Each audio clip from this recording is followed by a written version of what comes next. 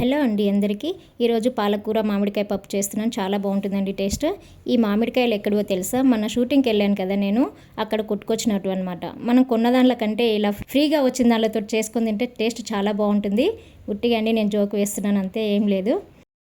కందిపప్పుని 2 సార్లు కడిగి 2 కప్పులు నీళ్లు పోసుకొని అరగంట సేపు నానబెట్టుకోవాలి. ఇప్పుడు దీంట్లోకి మీరు తినే కారాన్ని బట్టి పచ్చిమిరపకాయలు వేసుకోండి. అలాగే పసుపు, కొంచెం నూనె వేసి కలిపి మూత పెట్టేసి 2 విజిల్స్ రానిచ్చుకోవాలి. కావాలంటే మీరు ఇక్కడే మామిడికాయ పాలకూర పెట్టుకోవచ్చు. కాకపోతే పాలకూర మామిడికాయ ఇప్పుడే మనం పెట్టేస్తే స్మాష్ అయిపోయి టేస్ట్ అంత బాగుండదండి, చూడడానికి కూడా బాగుండదు. సో అందుకనేసి ఫ్రై చేసి వేసుకుంటే చాలా టేస్ట్గా ఉంటుంది, కలర్ఫుల్గా కూడా ఉంటుంది. నెక్స్ట్ స్టవ్ మీద ప్యాన్ పెట్టుకొని తగినంత ఆయిల్ వేసి పాలకూర వేసి ఉప్పు లేకుండా ఫ్రై చేసుకోవాలి.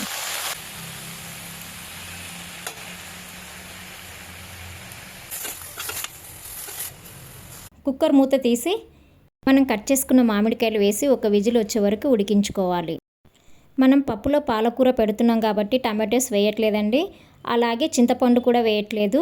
ఎందుకంటే మనం ఇందులో మామిడికాయ వేస్తున్నాం కాబట్టి ఆ పులుపే సరిపోతుంది.